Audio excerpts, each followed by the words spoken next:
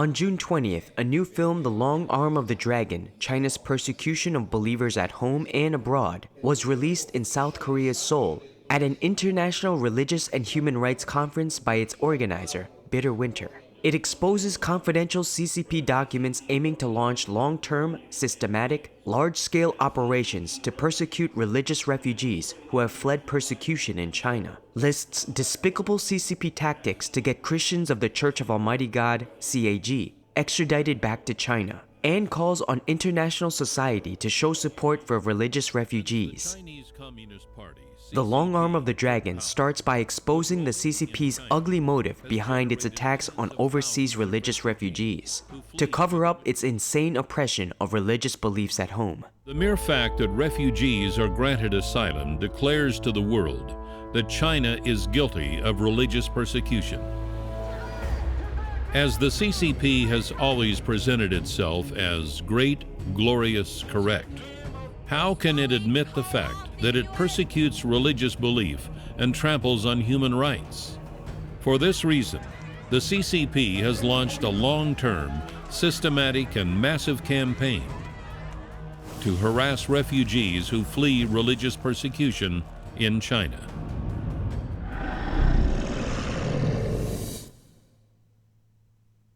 The CCP has intensified its religious persecution in recent years, not only madly tearing down churches and crosses and arresting Christians, but also interning millions of Xinjiang Muslims in concentration camps, and even comprehensively banning traditional Buddhism and Taoism.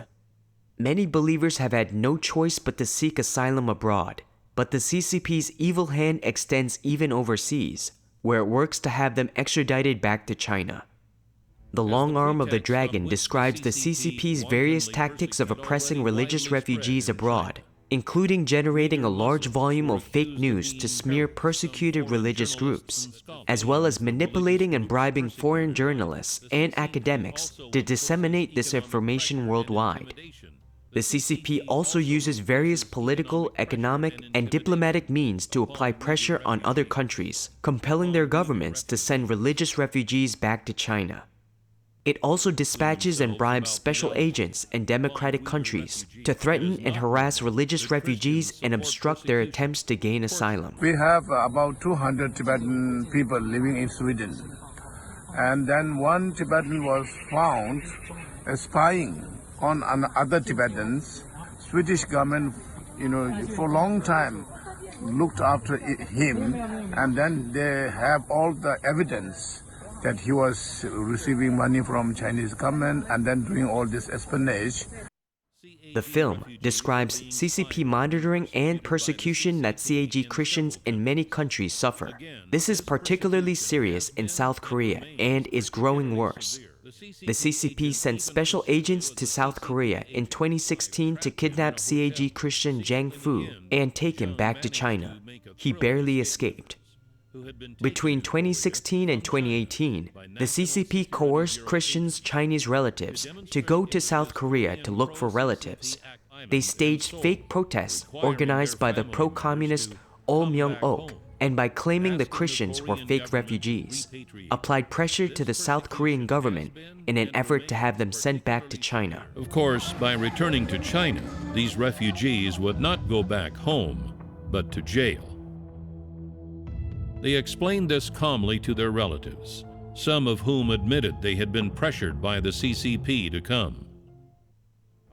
From August 30th to September 4th, 2018, just as the CCP was holding fake protests, Peter Zurer, an Austrian reporter and human rights activist, happened to visit the CAG in Seoul and was able to record the entire demonstration, exposing the ruse. The debacle ended in shame for the CCP, but it still didn't give up. It got up to the same tricks in 2019, once again trying to coerce and instigate relatives in China of CAG Christians to stage fake protests in South Korea. But many of them saw through the scheme. In May of this year, one family member went to South Korea and repeatedly exhorted his Christian mother not to go home under any circumstances. Last month, my son paid me a visit.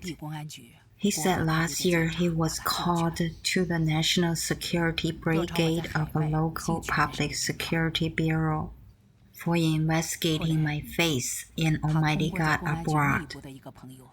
Later, one of his friends serving in the Public Security Bureau told him that the police had a good grasp of CAG Christians overseas. His friend showed him a paper where there was clear information of a list of people, including me. The paper included our names, photos, the countries, and the churches we were in, and even the spiritual names we use in the church. My son said to me worriedly, "Mom, don't return home. If you do, you'll probably be arrested at the airport."